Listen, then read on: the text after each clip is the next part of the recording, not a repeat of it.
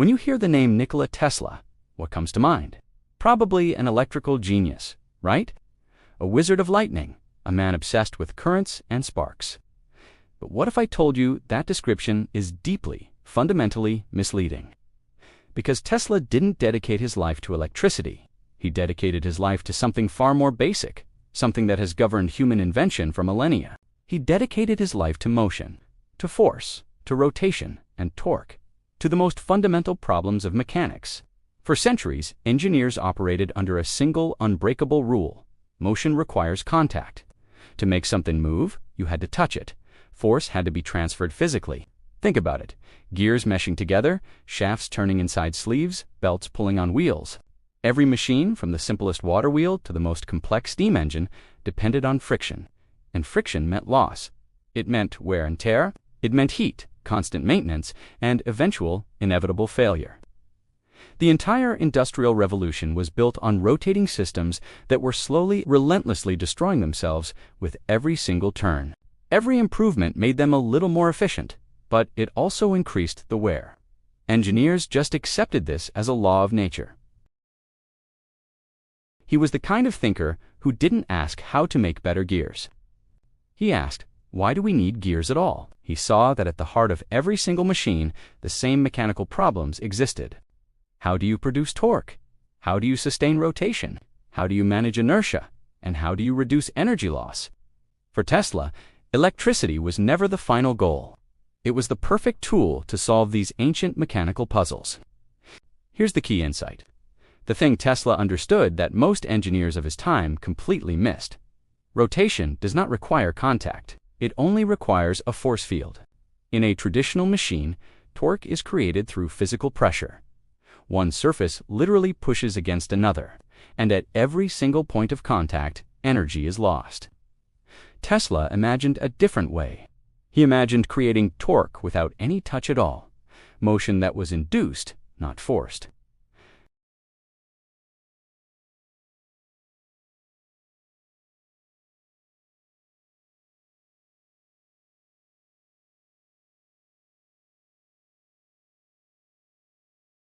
There are no brushes, there's no commutator.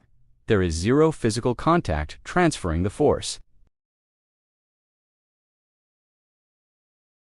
The torque emerges from the desire of the rotor to align with the field, not from physical pressure. This single invention solved problems that engineers had battled for generations. Suddenly, there were no sparks from brushes wearing down. There was no mechanical wear at the very point where force was being transferred. This meant less vibration, which meant a longer lifespan and far greater reliability. The machine was quieter, smoother, and vastly more efficient. Tesla didn't eliminate mechanics. He purified it. He took it to its most elegant and logical conclusion. All the classical principles still applied. You still had to calculate angular momentum, inertia, load, and efficiency. But the source of the motion was no longer a clunky, grinding shaft. It was the pure, invisible geometry of a rotating field. Tesla hadn't abandoned the mechanical worldview. He had completed it, what others saw as a mysterious new force called electricity. Tesla treated as a medium for creating motion. His machines weren't really about voltage or current. They were about how you can make matter move when it's influenced by invisible forces. And this is precisely why his work was so frightening to traditional engineers. They could see gears, they could hear pistons, they could touch a drive shaft and measure the contact forces, but they couldn't see a magnetic field. They couldn't touch it. Tesla was asking them to put their trust in mechanics without touch. This wasn't just a technical upgrade. It was a philosophical rupture. It challenged the very idea that machines must be tangible, physical things to be real and reliable. Think about the genius of this approach. Tesla's true achievement wasn't just inventing new components. It was systematically removing points of failure. Every single place where metal touched metal was a weakness. Every interface was a future breakdown waiting to happen. By replacing physical contact with induction, Tesla eliminated entire categories of mechanical failure before they could even occur. This was not electrical thinking. This was mechanical thinking, just pushed beyond the limits of what the human eye could see. It was about understanding the fundamental nature of force and motion so deeply that you could find a way to command them without the clumsy, inefficient method of direct contact. And the crazy part is, the industrial world of his time didn't fully grasp what he had done. They saw a clever new motor. They didn't see that he had fundamentally redefined what a machine could be. He showed that the most powerful engineering is sometimes about what you remove, not what you add. By taking away the friction, the wear, the contact, he unlocked a future of motion that was cleaner, more reliable, and more elegant than anyone had ever dared to imagine. So the next time you see a picture of Tesla with lightning bolts shooting from his hands, remember the truth. The electricity was just a paintbrush. The real masterpiece was his revolutionary vision of motion itself. He wasn't a wizard of electricity. He was, and remains, the ultimate master of mechanics. Have you ever thought about what truly made Nikola Tesla a genius? We often see him as a mystical figure, a wizard of electricity. But what if I told you the key to understanding his brilliance is much more grounded? Once you see Tesla as a mechanical thinker, his entire body of work suddenly clicks into place. His famous obsession with frequency and vibration wasn't some spiritual quest. It was pure, unadulterated mechanics. Think about it. Every system that rotates from a tiny spinning top to a massive power plant turbine has a natural frequency. Every single structure, whether it's a skyscraper or a simple bridge, responds to vibration. And every machine can be pushed towards a state of resonance where a small, timed push can create a massive effect. This was Tesla's playground. He understood, on a profoundly deep level, that vibration could either amplify motion to incredible levels or completely destroy a structure. He knew that applying energy at precisely the right frequency could achieve things that sheer brute force could never dream of. This isn't magic. It's not some strange worship of electricity. It's the science of mechanics. Resonance is a mechanical phenomenon, plain and simple. Tesla wasn't just chasing power for the sake of it. He was obsessed with efficiency, and efficiency, he believed, could be achieved through harmony. This is why he was convinced that tiny inputs could produce massive outputs. He wasn't suggesting energy could be created from nothing, violating the laws of physics. Instead, he knew that systems, mechanical or electrical, respond in dramatically different ways when they are driven correctly, when they're in tune. The very same principles that govern the stability of bridges, the operation of turbines, and the performance of engines were the ones Tesla applied to his work. But instead of applying them to steel beams and gears, he applied them to invisible electromagnetic fields. This perspective completely reframes his vision of wireless energy transmission. It wasn't a fantasy or a far-fetched dream. It was the logical next step, a direct extension of this core mechanical idea.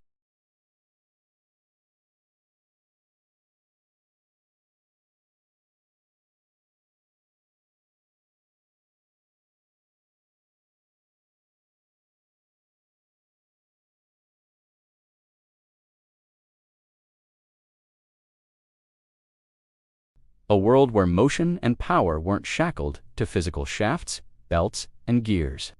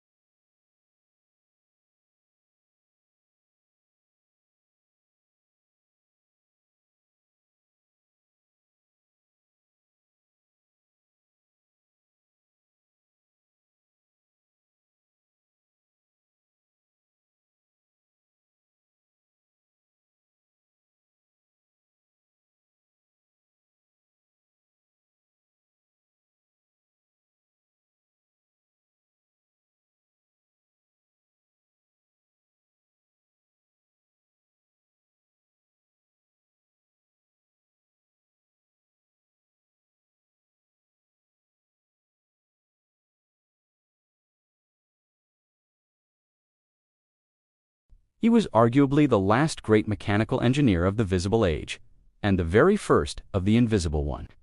He figured out how to solve complex mechanical problems without physically touching them. And once the world's engineers finally accepted his fundamental premise that motion does not require contact, the entire shape of industry, and indeed the modern world, changed forever.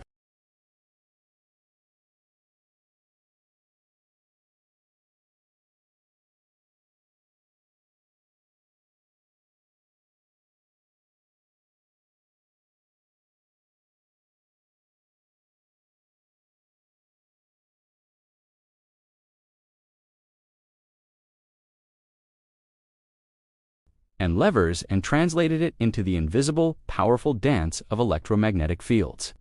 He taught us that the most powerful connections are the ones you can't see.